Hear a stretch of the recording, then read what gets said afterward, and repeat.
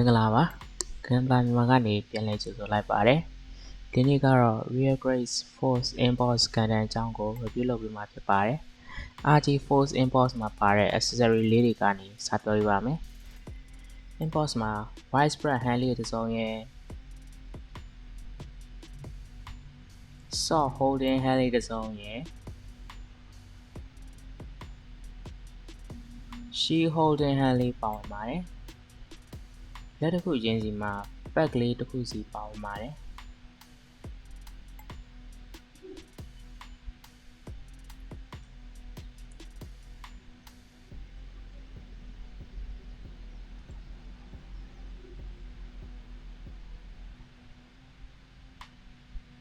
ဒါလေးကတော့ pilot figure လေး Shane Asuka ဖြစ်ပါတယ်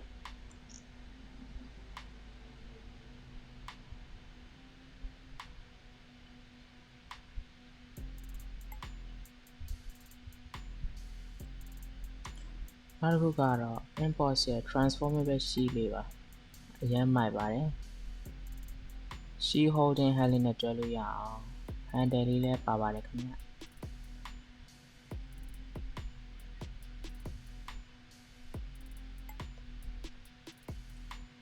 ပြီးရင် shield လေးကို transform လုပ်ပြပါမယ်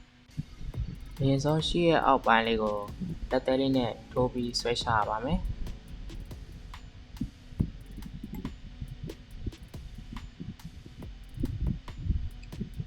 ပြီးရင်အပေါ်ပိုင်းကိုလည်းလက်သေးလေးနဲ့ကလော်ပြီးအပေါ်ကိုဆွဲတင်ရပါမယ်အနားနှစ်ဖက်ကအပိုင်းလေးတွေကိုလက်လေးနဲ့ဆွဲထုတ်ဖို့လုပ်ပေးထားတဲ့နေရာလေးကနေမြင်သာသာဆွဲချရပါမယ်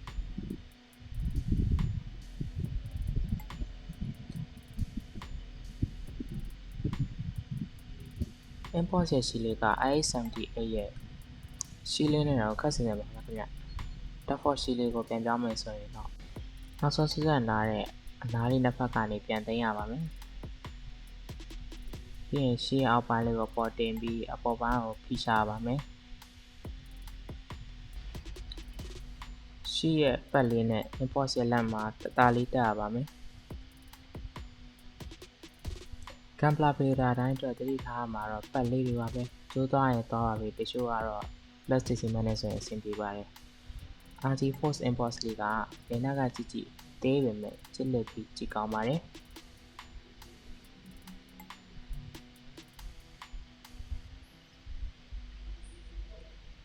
နောက်တစ်ခုကတော့ beam rifle လေးဖြစ်ပါတယ် Galaxy series ရဲ့ beam rifle တော်တော်များကတော့ပြောစရာမလိုတော့အောင်မိုက်ပါတယ်beam rifle ရဲ့ရှင်ကွင်းလေးကဘယ်နဲ့ညာကိုစောင်းကျင်စောင်းတဲ့ကျင်တဲ့ထားလို့ရပါတယ်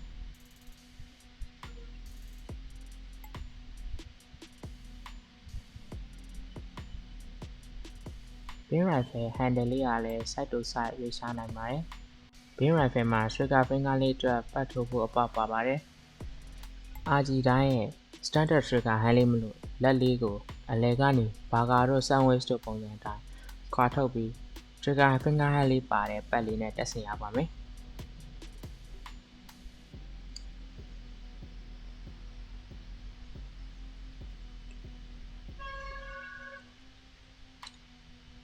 ပြီးရင်ခွာထားတဲ့အတိုင်းအပိုင်းလေးကိုပြန်ပြီးပိတ်လိုက်လို့ရပါပြီ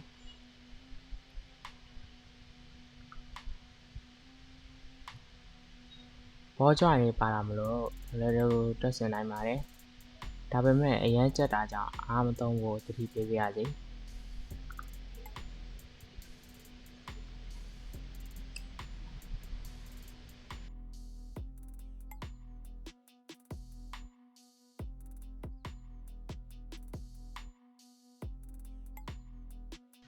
နောက်တစ်ခုကတော့ stand နဲ့တွဲဖို့ adapter လေးပါစက်ရဲ့အောက်မှာ stand လေးနဲ့ကွက်တိတက်ဖို့လုပ်ပေးထားပါတယ်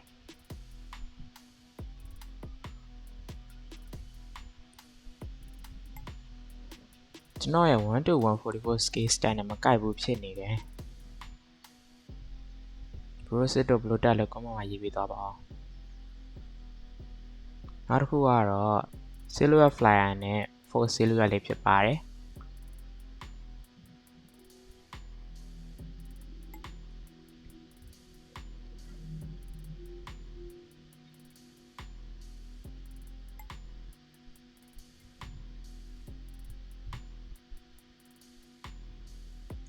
တောင်ပန်လေးတွေလည်းလွတ်လွတ်လပ်လပ်လှုပ်ရှားလို့ရပါတယ်။ပေါ်ကတောင်ပန်ကြီးကိုလည်းခောက်ထားလို့ရနိုင်ပါတယ်။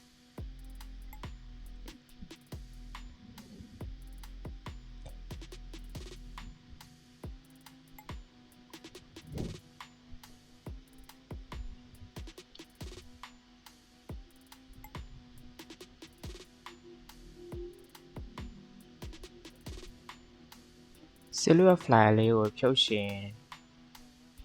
ဆိုး silhouette ရဲ့အောက်မှာလွယ်လွယ်ကူကူဖြုတ်လို့ရအောင်လုပ်ပေးထားပါတယ်ဖြုတ်ပြီးလို့ silhouette flyer နဲ့ full silhouette ကိုချိတ်ဆက်ပြီးတဲ့ဟာလေးကိုအထဲကိုဖိသွင်းရပါမယ်ပြန်ထုတ်ရင် tick လေးကနေပြန်လဲဆွဲထုတ်နိုင်ပါတယ်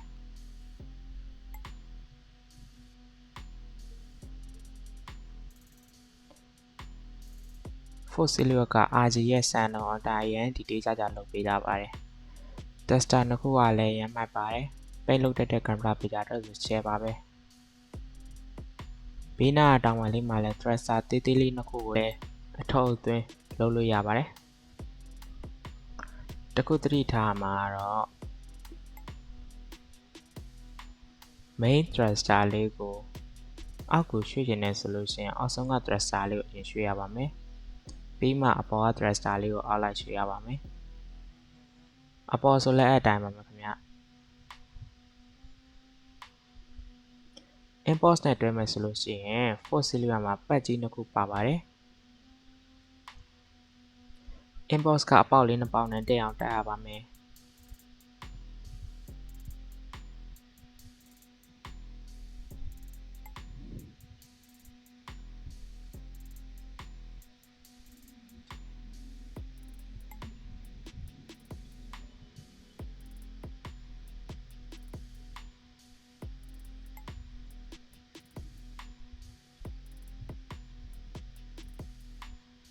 articulation ကိုမသွားခင်မှာဒီ kit ကိုကျွန်တော်100 ရာခိုင်နှုန်း recommend ပေးပါတယ်ကမ်လာပေလာတိုင်းကိုဝယ်သင့်တဲ့ kit ပါပေးရတာလည်းရမ်းပြောဖို့ကောင်းပါတယ်ဆက်ပြီးရင်လုံးဝ disappoint မဖြစ်စေရပါဘူး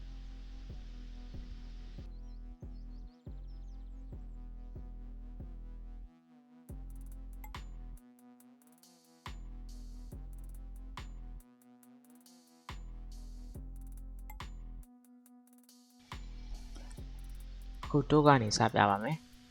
left flyer transformation ကြောင့်အောက်ထိကိုခောက်လို့ရပါတယ် foot တစ်ခုလုံးကိုတော့နည်းနည်းပဲခောက်လို့ရပါတယ်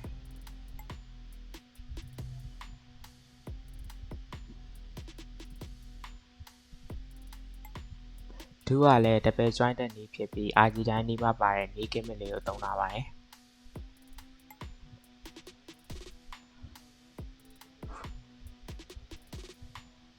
front skirt လေးကတော့ပေါ်ရမ်းမြင့်လို့မရပါဘူး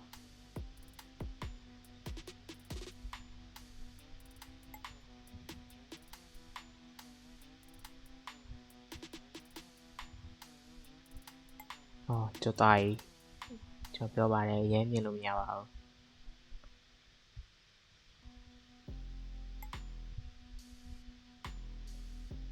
basket လေးကလည်းတူတူပါပဲ size ကတ်လေးကပိုပြီးအောင် limit ဖြစ်သေးတယ်ဒါပေမဲ့ဘေးတိုက်အတွက်တော့အဆင်ပြေပါတယ် waist unit မှာ drop down gimmick လေးပါတာကြောင့်အောက်ကိုထပ်ဆွဲချလို့ရပါသေးတယ်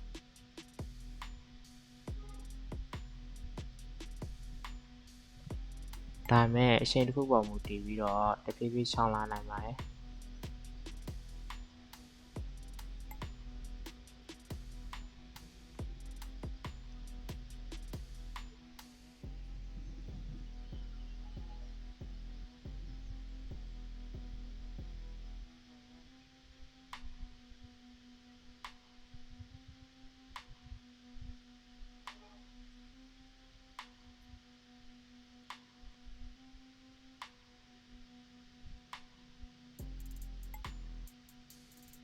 ခြေထောက်အားဆိုလို့ရှိရင် front skirt ရဲ့ back skirt ရဲ့ limit တေးချင်းကြောင့်အများကြီးမြှောက်လို့မရပါဘူးဒါပေမဲ့ side အတွက်တော့အဆင်ပြေပါတယ်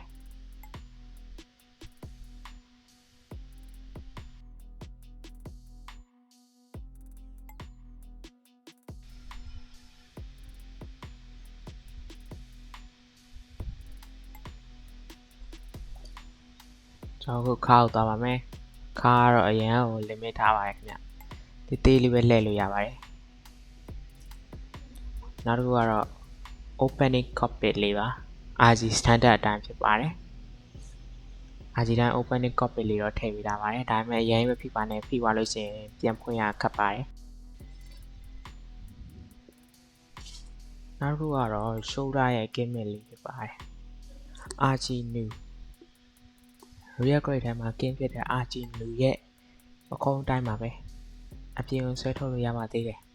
ဒါပေမဲ့တည်ထားပါကျိုးနိုင်ပါလေတတလေးလုပ်ဖို့ပြောချင်ပါတယ်ချီတော့အများကြီးဆွဲထုတ်လို့ရပါပါတယ်လက်ကတော့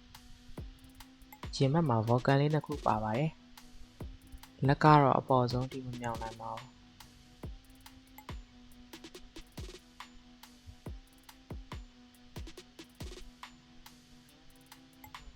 ဘာလို့လဲဆိုတော့သူ့လက်ကအကာလေးနဲ့ကာနေခင်ဗျ360ကတော့လှည့်နိုင်ပါတယ်လက်ကတပယ် joint လေးကလည်းအရန်လာပါတယ်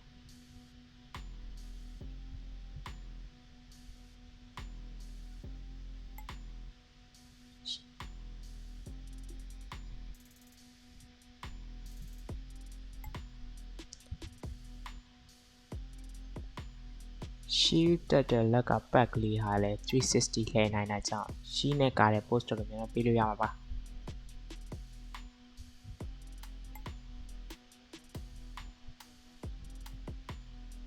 shoulder က thruster လေးကလည်းအပေါ်မြောက်နိုင်ပါတယ်အရင်မမြောက်မိပါစေနဲ့ကျွတ်ထွက်သွားနိုင်ပါတယ်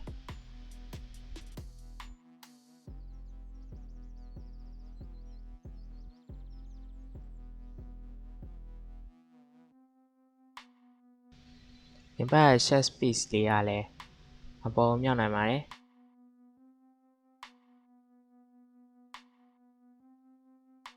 နောက်တစ်ခုကကျွန်တော် head ပိုင်းပဲဒီမှာခေါင်းပိုင်းမှာ feel လေးကိုတော့တူးတိထားပါအရန်ပါပါတယ် side to side ကတော့နည်းနည်း limit ဖြစ်ပါတယ်အပေါ်ကိုလည်းနည်းနည်းမော့နိုင်ပါတယ်ဒါပေမဲ့အောက်ကိုအများကြီးငုံနိုင်တယ်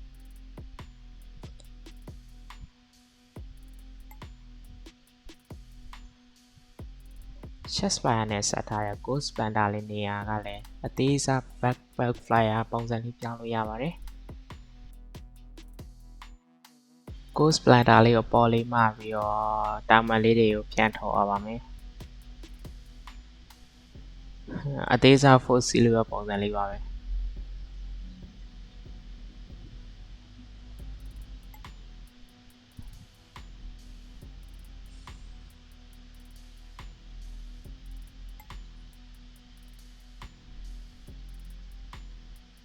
import ရဲ့ basket မှာ pack လေးအပေါက်လေးပါတာမို့ beam rifle မှာပါတဲ့ pack လေးနဲ့တက်ပြီး beam rifle store လုပ်လို့ရပါတယ်အရင်ဆုံး beam rifle မှာပါတဲ့ pack လေးကိုလက်သေးလေးနဲ့ clock ထုတ်ရပါမယ်clock ထုတ်ဖို့အတွက်နေရာလေးထားရတယ်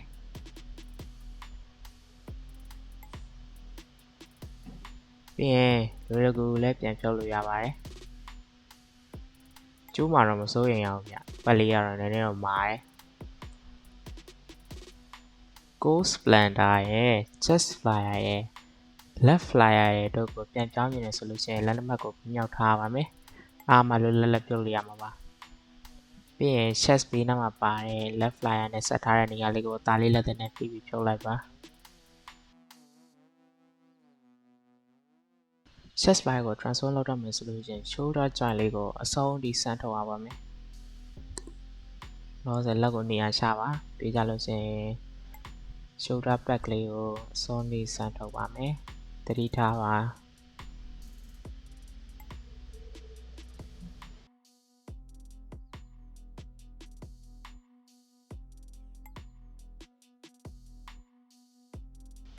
ပြီးရင်လက်ကိုပေါ်မြောက်ဘေးတိုင်းလည်းပေါ်မြောက်ပါမယ်ဒီ fin လေးကိုတတိထားပါဟိုဘက်တစ်ဖက်ကိုလည်းအတိုင်းလေးမြောက်ပါပြီးရင်လက်ကိုအောက်ဘက်ကိုကွေးပါမယ်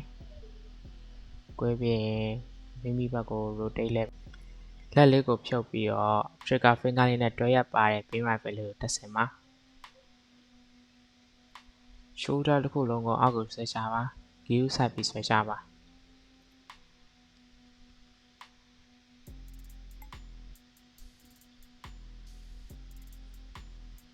နည်းနည်းလေး gear ဆိုင်ရပါမယ်ကျိုးရမှာလည်းကြောက်ပါတယ်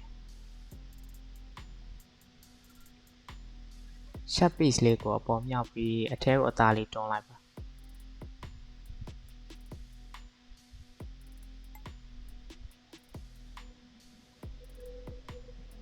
နောက်လက်တစ်ဖက်ကျန်ပါတယ်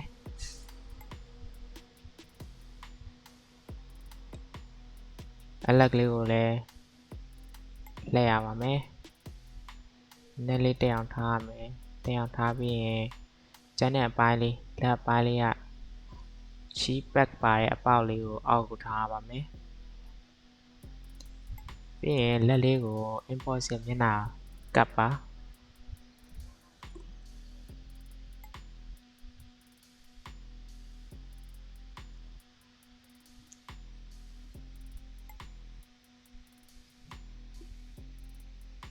ရှီးလေးထပ်လိုက်ရင် chest flyer လေးဖြစ်သွားပါပြီ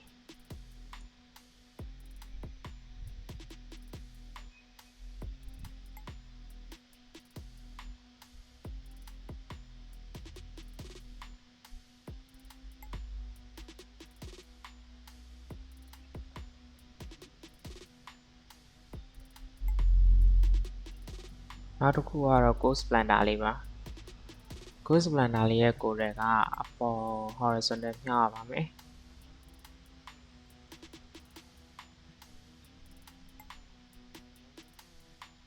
နေရာ piece လေးက ghost planter လေးရဲ့ခေါင်းကိုတောင်မှတ်လေးကို lock လုပ်ထားပါတယ်နေရာ piece လေးကိုနောက်ကိုလန်ချလိုက်ပါ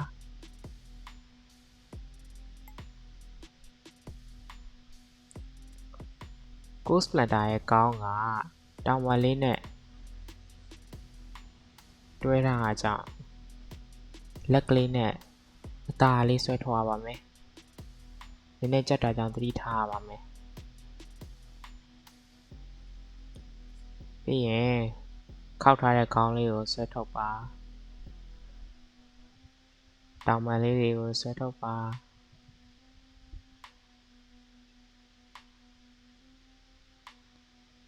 ghost planter လေးရသွားပါပြီ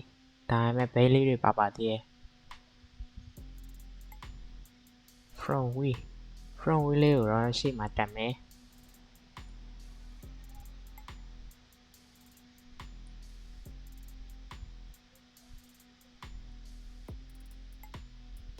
ကျန်တဲ့ side wheel လေးနှစ်ခုကိုဘေးမှာတက်ပါမယ်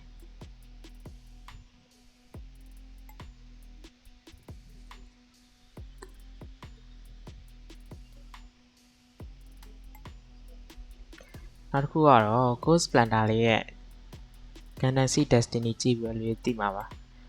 waste အဖြစ်ဆုံး missile လေးနှစ်ခုပါ import တစ်ခါပြောင်းလိုက်ဖြုတ်ပေးရပါတယ်ပြစ်တာတော့ရှိုးထဲမှာတစ်ခါမှမတွေ့ဘူးပါဘူး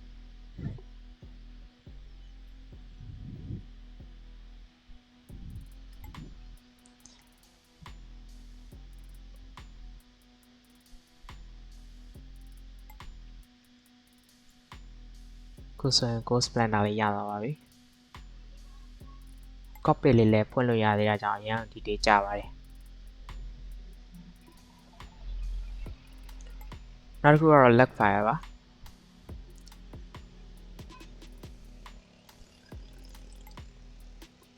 အရင်ဆုံးရှေ့ရောက်နှစ်ဖက်ကိုတက်အောင်ညှိရပါမယ်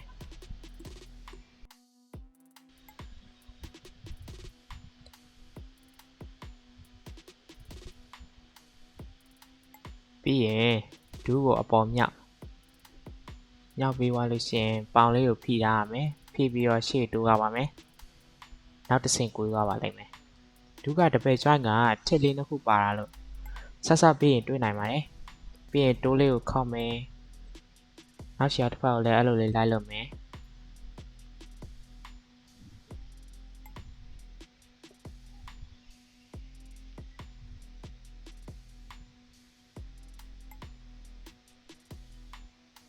ခုဆိုရင် leg fire လေးရသွားပါပြီ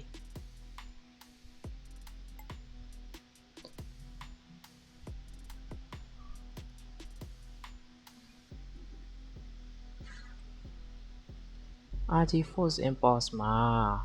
Gold Splendor, Luck Flyer, Shot Flyer ပြီးကြတော့ Silhouette Flyer, Force Silhouette ရဲ့အားလုံးပေါင်း၄ခုပါဝင်ပါတယ်ဒီကစ်လေးကကမ္ဘာပြည်တိုင်းအတွက် Max Fine စီးအိမ်လေးကိုထည့်ထားသင့်ပါတယ်နော်